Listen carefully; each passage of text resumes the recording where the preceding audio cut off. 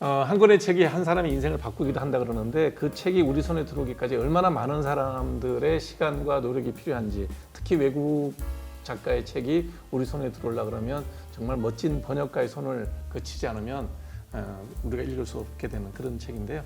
너무나 우리에게 익숙한 유명한 그 러시아의 문호 도스토옙스키, 그 도스토옙스키에 대한 공부를 필생을 두고 하신 분입니다. 김정은 박사님 소개하겠습니다. 안녕하십니까, 셀코TV 구독자님들. 저는 도선생님 전도사 김정아입니다.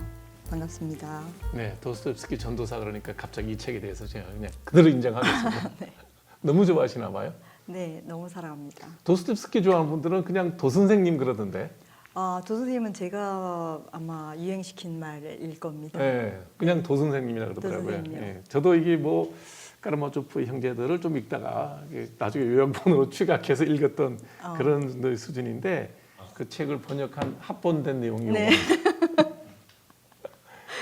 저는 성서 외에 이렇게 금장으로 된 멋진 책을 본 적이 없고, 한 권씩만 해도 사람들이 책 보면 도스토옙스키 책이 그냥 단행본 번역돼도 보통 한 800~900페이지 정도 되는 것도 죄와 벌이 가장 짧은데 1200페이지. 네, 뭐 8, 네. 권 1권인가 봐. 네네. 그러면 굉장히 두껍단 말이에요. 맞습니다. 얇은 책이 하나도 없어요. 네. 그거를 네 개 작품을 엮어서 하나로 이렇게 단행본으로 나와 있습니다. 저도 선물을 받아서 책장 앞에다 탁 하나 피워놨어요. 너무 멋있어요. 너무 뿌듯하시죠? 네, 뿌듯해요. 네. 안 읽어도 뿌듯해요. 네, 일단 맞습니다. 이거를 처음 했던 번역이 지하 생활자의 수기. 네. 그때부터 시작해서 마지막 한 게 까라마조프 형제들인가요? 그렇긴 한데 실제로 그렇게 따지면 번역한 기간이 거의 한 25년 정도 그건 되나요? 빼고 그러면 제일 먼저 했던 게 제와월부터 제와월. 시작해서 까라마조프 형제가 네네네. 끝나고 4대 대작을 그 10년 걸쳐. 10년. 네. 이거는 크잖아요, 판형이. 그러니까 이제 그 절반이잖아요, 보통 책은. 네, 그래서 6,500페이지가 됩니다. 다 합해서. 하면서 지루하다든지 뭐 연애도 하다 보면 실증도 좀 나고 그럴 텐데 가슴이 뛰죠. 실증은 한 번도 안 났어요? 저는 심장이 뛰던데요. 이게 돌아가신 분을 만나서 그래. 글로만 만나서 그래. 맞습니다. 같이 밥을 먹고 생활을 했으면 내가 볼 때는 분명히 산에 안 사는 소리 나왔을 것 같은데. 그럴 수도 있죠. 근데 요런 마음으로 글을 쓴 사람이 시오노 나나미가 글을 쓸 때 카이사르를 갖고 그렇게 써요.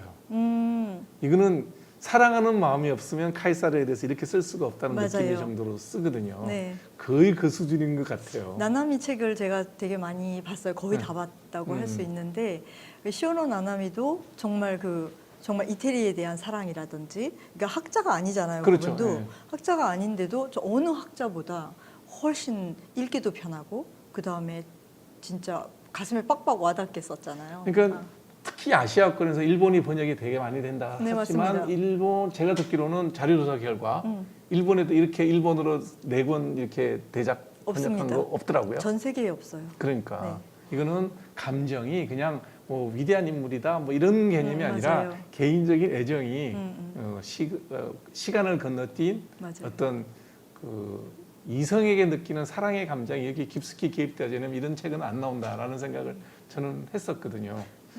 선생님은 어느 작품 제일 좋아하세요? 저는 거의 다 읽으셨을 거 아니야. 내가 볼 때는 뭐 서간도 다 읽으셨을 것 같은데. 당연하죠. 네, 그러니까 저는 도 선생님 가끔 이제 어떤 책에는 도 선생님 글씨가 이렇게 진짜 흘려 쓴 글씨가 나와요. 그러면 네. 저는 심장이 막 벌렁벌렁벌렁 하면서 뛰면서 여기다 입을 맞춰요. 이렇게. 그리고 눈물이 나요. 원본의 글이 가끔 이제 나와요. 어떤 그럼 혹시 원본을 보신 적은 있으세요? 아직은 없습니다. 그거는 저기 다 박물관에 들어가 있겠죠? 그래서 이번에 이제 가면 보려고 했는데 저를 러시아에서 초대를 했거든요. 네. 그래서 이제 가면 보려고 했는데 드론 공격이 심해가지고 내년으로 옮겼습니다. 아, 그렇구나. 그게 영인본 같은 건 안 나와요? 그냥 그대로 찍어 나오는 거. 우리 영인본이라고 그러잖아요. 우리 뭐 실록 같은 것도 있고. 저는 그냥 사진으로만 봤습니다. 혹시 러시아에서 또 이렇게 러시아에서도 무슨 또 훈장이나 상 받은 거 있죠? 있진 않고 지금 이제 2026년 푸시킨 메달, 그러니까 굉장히 높은 그거 메달이에요. 상 아니에요, 그거? 그 푸시킨 메달 후보로 올라가 있어요. 최종 후보. 아직은 한 못 받으셨어요? 10월 말 정도에 이제 발표가 납니다. 그런 거 받으면 선물 줄 거 아니에요? 선물 훈장이 오죠. 아니 훈장만 주고 아무것도 안 주나? 그건 모르겠어요. 안 받아봐서. 아니 그 모르겠습니다. 영인분 분명히 있을 거예요. 가서 달라 그러세요. 이런 거 영인분 있어요. 그렇게 막 달라고 때를 부려도 되는 건지 아니 모르겠습니다. 무슨 자기들이 좋아서 상 주는 건데 그 같은 네 군 중에 어느 거 제일 좋아하세요? 저는 백치를 가장 사랑하는데요. 조 선생님도 실제로 백치를 가장 사랑했어요. 근데 거기 나오는 이제 나스타샤 필리포브나라든지 여주인공, 제가 전 세계 그 어떤 문학 작품을 읽어봐도 이렇게 가슴 아픈 캐릭터는 없습니다. 없었어요 지금까지. 그리고 남자 주인공 무이슈킨도 마찬가지고. 그래서 이제 저는 백치를 가장 사랑하는데 만약에 딱 한 권만 읽겠다, 어떤 책을 읽어야 하나라고 하면은 저는 이제 까라마조프의 과의 형제들을 추천을 할 수밖에 없는 그게 이유가 캐릭터가 제일 많죠. 인물도 많고 캐릭터가 제일 많은 건 실제로 악령입니다. 근데 악령은 맨 나중에 읽으셔야 됩니다. 길을 잃기가 쉽습니다. 그래서 장강명 작가님도 악령을 잘못 읽으셨다가 그 유신론자에서 무신론자가 되셨습니다. 그 정도로 네. 영향이 커요? 네. 굉장히 무서운 작품이고 실제로 거기에 나오는 키릴로프의 그 사상 그거는 잘못 읽으면 위험한 작품이기 때문에 제가 그거는 항상 맨 마지막에 읽고 그 다음에 제가 써놓은 그 해설을 읽고서 읽으시라라고 제가 말씀을 그럼 이 드립니다. 번역본에 해석이 앞에 붙어 있나요? 네, 다 붙어 있습니다. 네. 요주의구나.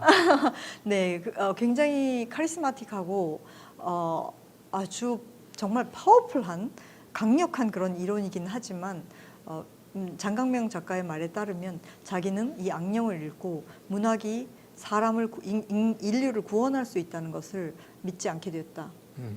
이것은 심장과 영혼을 다 발기발기 찢어놓은 상태로 우리 앞에 그냥 던져놓고 해답을 주지 않는 작품이다라고 얘기를 하셨어요.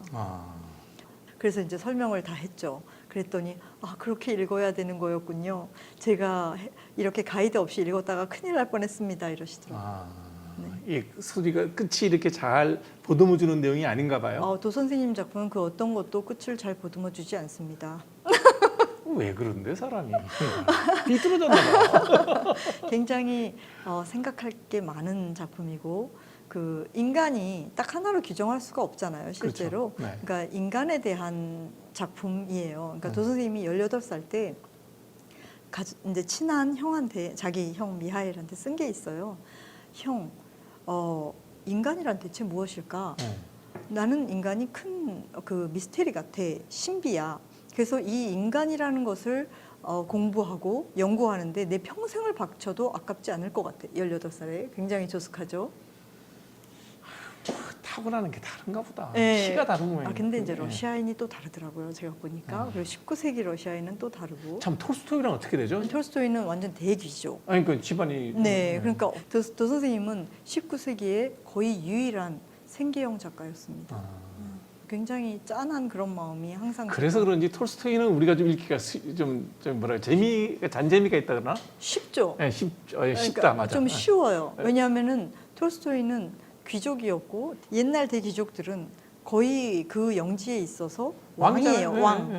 왕이자 신이에요. 네. 그러다 보니까 그 왕이자 신이 그 사람들한테 토론합니까? 안 하죠. 물어봅니까? 아니죠. 제가 아니죠. 시키는 거죠. 네, 맞습니다. 그러니까 거기다가 계속 가르치려고 하는 거죠. 그렇죠. 그럼 가르침에 있어서 이게 헷갈리면 됩니까? 안 되죠. 메시지가. 그러니까 굉장히 분명한 거예요. 메시지가. 네. 그래서 우리 읽기가 쉽구나. 네, 읽기가 쉽습니다.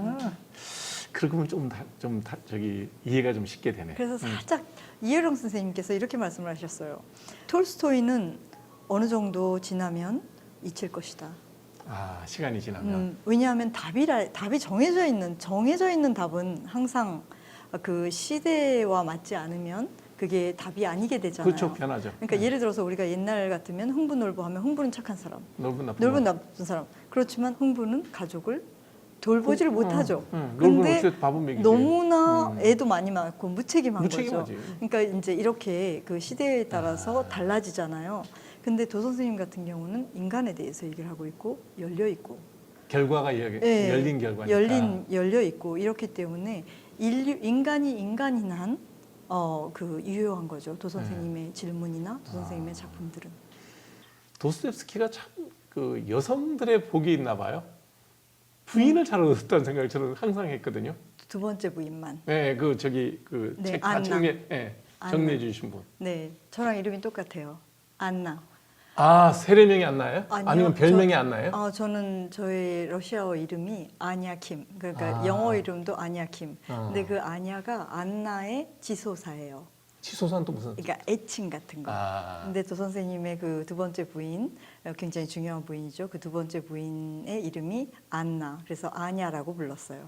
저도 그거는 그분 얘기는 얼른 들었어요. 네. 그리고 그 돌아가실 때까지만 책이 워낙 여러 군데 쓰시고 그래갖고 맞아요. 정리가 안 돼 있는데 그걸 다 정리하시고 맞습니다. 뭐 작품 그 음악가 같으면 작품 넘바 붙이듯이 다 맞아요. 챙겼던 분이라 그러더라고요. 그래서 아, 이분이 여자 복이 있나 하는 그 생각을 했었어요. 꼭 그렇지는 않습니다. 그 젊었을 때 만난 사람들을 보면 네. 굉장히 고통스러웠죠. 남녀 관계가. 아, 네. 그랬구나. 근데 끝에 그래도 잘 만나서 26살 어린 네. 아내를 잘 만나서 그래도 살짝 형편도 펴지고 조금 편안한 삶을 갖게 되신 케이스죠. 그 여성분이 좋아서 이렇게 만났다 그러더라고요. 그거는 꼭 그런 건 아니고 그때 어떤 일이 있었냐면 죄와 벌을 쓸 당시인데요. 네. 이 사람이 이제 도 선생님이 돈이 없으니까 맨날 돈을 미리 선인세 받고. 네, 선인세를 이제 끌어다 썼어요. 네. 그런데 거기에 그 굉장히 안 좋은 아주 못된 그 출판업자가 하나 있었어요. 근데 이 출판업자가 돈을 주면서 네가 이때까지 이제 장편 이거를 하나 써줘야 돼. 안 그러면 네가 앞으로 쓰게 될 10년 동안 쓰게 될 모든 작품이 다 내 거야. 그리고 지금까지 네가 써서 내가 내 출판한 그 책들에 대한 인세도 다 내 거야. 완전히 저기네. 인신매매 같이. 거의 그런 거죠. 근데 노예 계약을 했네. 근데 이제 도 선생님이 워낙에 이렇게 실용적인 분이 아니시다 보니까 네. 네. 그래서 그때 이제 두 권을 도저히 죽었다 깨도 그때까지 쓸 수가 없는 거예요. 네. 그래서 친구가 속기사를 소개를 시켜준 거죠. 그 속기사가 바로 안나였던 거예요. 근데 이제 안나는 워낙 도 선생님 작품을 좋아했던 사람이에요. 안나의 아버지도 도 선생님의 팬이었고 이제 대문호를 만나게 되니까 안나는 굉장히 좋았죠. 그리고 진짜 열심히 일을 했고 그래서 그런데 이제 그런 뭐 아시겠지만 뭐 26살 차이가 뭐 대수겠습니까? 천재 옆에 있으면 사랑하지 않을 수 없잖아요. 그렇죠. 네. 저도 몇백 년 차이지만 100년이 넘는 차이지만 저도 18살 때 도 선생님에 빠져가지고 지금 이날까지 이렇게 약간 콩깍지가 안 떨어지고 있는데 그래서 이제 둘이 결혼을 하게 된 케이스예요. 네. 제가 연대기를 잘 몰라서 여쭤보는데 그 안나를 만나기 전과 후에 소설의 어떤 스토리 같은 거는 좀 달라지나요? 왜냐하면 피카소를 보면 그렇죠. 연애할 때 그린 그림하고 달라요. 막 헤어지고 난 다음에 그린 맞아요. 그림을 보면 블루 아무것도 시대. 몰라도 연애할 맞아요. 때 요거 이별하고 난 맞습니다. 다음에 이걸 안단 말이에요 우리가. 맞습니다. 혹시 우리 도 선생님도 그런 경향성이 있는지. 도 선생님은 어떻게 됐냐면 대화벌을 마감 이렇게 하면서 도박사를 쓰면서 안나를 만나게 되는데 그 이후에도 삶이 너무너무 힘들어요. 너무 가난해요. 그래서 안정이 없어요. 경제적으로는. 네, 그래서 경제적으로 뿐만이 아니라 이게 가난이 어느 정도냐면 19세기에는 채무자 감옥이 있었어요. 네. 근데 내가 오늘 당장 채무자 감옥에 잡혀가도 이상하지 않을 정도였어요. 아니 그렇게 인세를 많이 받았는데 그래요? 왜냐하면 또 이것도 가슴 아픈 이야기인데 형이 죽으면서 형의 가족을 다 떠안게 됐고 그 다음에 첫 번째 아내가 죽으면서 남기고 간 아들이 있는데 첫 번째 아내의 아들이에요. 그거는 첫 번째 아내가 이전에 결혼해서 데리고 온 자식이. 그 사람이 좀 이런 용어를 써도 될지 모르겠지만 정말 개차반이어가지고 돈 진짜 많이 뜯어갔고 그 아이도 계속 책임을 졌고요. 그 다음에 형이 죽고 나서 사람들이 다 와가지고 이거 네 형이 나한테 1,000루블 빌려갔거든? 그러면 또 자차 형적을 써줘요. 말만 하면. 네. 이게 여러분 여기 배우셔야 돼요. 연민 함부로 가지시면요 이렇게 고생해요. 정말 문제가 많으신 분이구만. 근데 이제 그게 어떤 거냐면 실제로 계산보다는 연민이 먼저인 거예요. 항상. 그러니까 내 돈에 예를 들어서 내 주머니에 200루블이 있다. 근데 이제 옆에 사람이 와가지고 나 200루블만 빌려줘 이러면 아 내가 100루블은 내 돈으로 남기고 100루블만 빌려줄게 이게 안 돼요. 그냥 연민이 먼저예요. 계산보다. 그래서 조 선생님의 작품에서는 막 계산하는 캐릭터들, 뭐 한 푼 두 푼 모으는 캐릭터들, 막 이런 사람들이 그렇게 긍정적으로 그려지고 있지 제가 않습니까? 만약 옆에 있었으면 아주 그냥 거기서 인간 말종으로 묘사되겠구나. 조금. 그런 그래서 게 있구나. 되게 엄청나게 가난했고 그 채무자들로부터 조 선생님을 보호하기 위해서 이 둘째 부인이 조 선생님을 모시고 해외로 가요. 그래서 해외를 떠돌면서 정말 너무 가난했고 또 거기서 첫 아이도 죽고 뭐 이런 굉장히 그런 사건들이 많았기 때문에 실제 도 선생님이 돌아가시기 정말 한 2, 3년 전, 즉 까라마조프가의 형제들을 쓸 때만 경제적으로 요만큼 안정이 돼 있었던 거예요. 그나마 그 부인 만나서 네. 그 행복이라도 좀 누리셨구나. 맞습니다. 맞습니다. 아이고, 아이고. 네, 그래서 그렇게 막 여유로워서 내가 이렇게 그 이전과 좀 달라졌다든지 이런 게 없어요.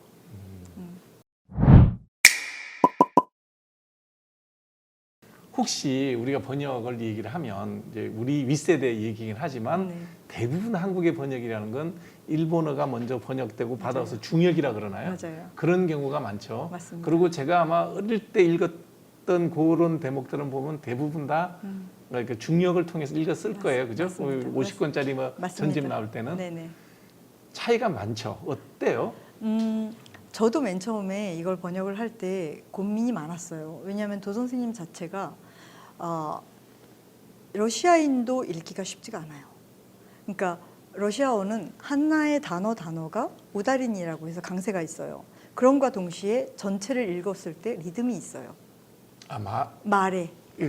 그래도 그게 있어요. 네, 리듬이 있어요. 루루루 루루루 이렇게 하면서 리듬이 있는데 그 리듬을 꼬아놨어요. 도 선생님은. 제가 이제 번역을 하면서 왜 이러셨을까? 이 리듬대로 얘기하면 되잖아. 네, 이거 왜 꼬운데? 근데 그거를 한번 꼬아놓으면 제가 번역을 하면서 어떤 현상이 나냐면 다시 처음으로 들어가서 보게 돼요. 다시 읽어봐요. 2번, 3번을 읽게 되는 거예요. 몇 번을 곱씹게 되는 거죠. 같은 문장을. 네, 바로 이거다라고 제가 생각을 한 거예요. 자국인이 자국말을 읽어도 그렇게 읽어라? 어려워요. 그러니까 한 번 더 생각하게 되는 거죠.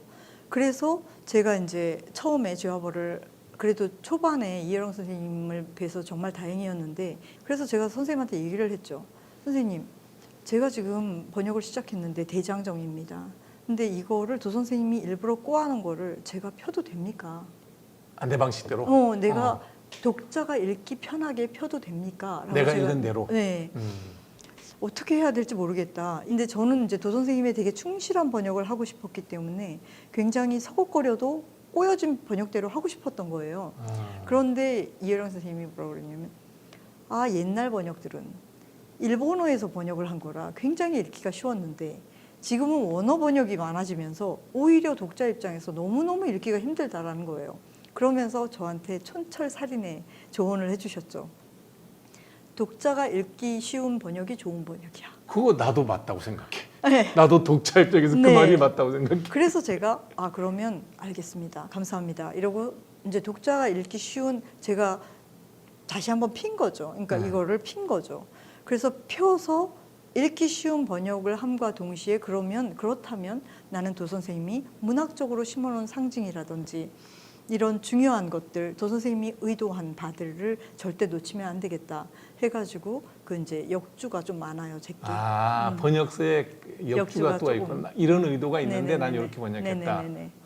제가 조금 역주가 많은 편이에요. 제가 왜 그런 말씀을 드리냐면 우리도 이제 의학은 원서로 읽거든요. 네네. 그게 훨씬 편하단 말이에요. 그게 번역본도 있어요. 의과대학 교과서도 네. 너무 읽기 힘든 거야. 차라리 원서 읽는 게 편해. 그럴 수 있죠. 네. 그리고 제가 어떤 책을 한번 번역을 하려고 덤볐는데 네. 쓰는 게 나아. 쓰는 게 훨씬 내가 쓰는 게 나아. 그 같은 내용을 내가 그냥 내 글로 쓰는 게 맞습니다. 훨씬 편한 거예요. 그래서 번역의 어려움이라는 건 이거는 뭐 흔히 얘기하잖아요. 번역은 제 창작이다. 제가 번역하는데 10년 걸렸잖아요. 네. 번역이 훨씬 힘들어요. 네. 훨씬 힘들고 이제 정말 사랑이 있지 않고서는 하기가 힘든 작업이다라는 생각이 듭니다. 그 정도로 매력적이다. 네. 네. 근데 일단 어려워요.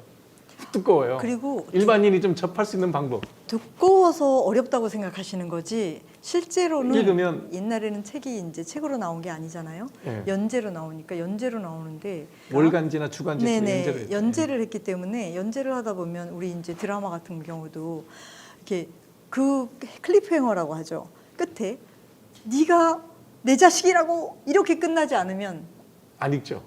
다음을 안 읽죠. 다음에 일주일 내내 얘기하잖아요. 네. 걔가 걔 자식이래 아니래 뭐 이러면서 우리 주말 드라마. 그러니까 그런 것처럼 조 선생님도 그 클리프행어가 계속 있어요. 아, 그래서 한 번 잡으면 되게 이제 되게 빠져들기가 쉬운데 네. 한 번 잡기가 어렵죠. 너무 두꺼워서. 네. 그래서 이제 실은 제가 이 도스토옙스키 번역 일기를 쓴 거이기도 해요. 네. 그러니까 좀 약간 쉽게. 네, 도 선생님 이 작품을 읽고 나면 도 선생님 작품 중에 하나는 읽고 싶다. 그리고 많은 분들이 저한테 질문을 해요. 과연 이 사대장편 중에 뭘 먼저 읽어야 돼요? 그런데 저는 이제 다 좋아하는 작품들이 다 다르세요. 실제로 어떤 분들은 진짜 악령을 좋아하시는 분들도 있고. 그런데 요거를 읽고 나면 일단은 내가 뭘 읽고 싶다라는 마음이 들 거예요. 그리고 도 선생님의 책으로 나아가는 입문서이기도 하고 가이드북이라고 맞아요. 생각하면 되죠. 네네. 네. 그리고 또 하나 제가 이걸 쓴 이유는 조 선생님의 삶은 진짜 뭐 가난, 간질, 뭐 거의 막 또 사형, 뭐 사형 선고, 사기. 유형, 그렇지 사기도 많이 당했고 이런 아픔으로 점철된 삶을 사신 이런 삶 속에서 걸러 올린 메시지가 그 연민, 사랑, 관용, 인내. 저는 뭐 그리고 삶에 대한 무한 긍정. 그러나 도 선생님의 연민이 다른 이유가 정말 진흙 같은 저 밑에서 길어올린 그 아픔 속에서 길어올린 그 연민이기 때문에 이게 정말 진정한 보석 같은 메시지가 아닐까라고 생각합니다. 자, AI가 들어오면 이제 막 번역이 자동으로 되잖아요. 네. 제가 봤을 때는 그러니까 아까 말씀하신 뭐 의학서적 제가 그건 잘 모르겠지만 그건 약간 테크니컬한 거잖아요. 네. 그러니까 그런 것들은 예를 들어서 뭐 DIY 이런 거 어떻게 조립하고 이런 것들은 아마 AI가 굉장히 매끄럽게 잘 할 수 있을 것 같아요. 생활용어. 네. 네. 그런 실용적인 거. 네. 그런데 문학이라는 것은 우리가 한숨도 있고 약간 눈물도 있고 가다가 쉼도 있고 이런 것들이 있어야 되는데 AI는 너무 매끈매끈하죠. 네. 그리고 이 AI 시대에 왜 인문학이냐, 왜 고전을 읽어야 되냐 굉장히 많은 사람들이 물어봐요. 맞아요. 근데 저는 AI 시대야말로 인문학, 고전을 읽어야 된다고 생각을 해요. 왜냐하면 우리가 AI라든지 이제 그 챗 GPT를 씀에 있어서도 A라는 질문을 넣는 거하고 B라는 질문을 넣는 거하고 답이 완전히 다르죠. 묻는 대로 답해요. 걔들 얼마나 아부하는데. 네, 그러니까 네. 답이 질문을 얼마나 똑똑하고 어떻게 하느냐에 따라서 답이 달라져요. 퀄리티가 달라져요. 그렇죠. 답의 질이. 네. 그러면 이제는 누가 얼마를 머릿속에 많이 넣고 있느냐가 아니라 네. 누가 얼마나 질문을 잘하느냐예요. 그러려면 누가 알아- 얼마나 알아야 될 거 아니에요. 생각을 하느냐예요. 네. 그래서 이제는 제가 생각할 때는 진정한 호모 사피엔스의 시대가 오지 않겠나. 그러기 위해서는 완결된 생각을 해야 되는데 그 완결된 생각, 긴 생각을 제대로 사고를 하게 해줄 수 있는 것이 바로 고전이 아닐까라고 생각합니다. 그래서 고전의 필요성은 여전히 네. 계속된다. 네, 앞으로 더 더 중요하다. 중요해진다. 네. 네.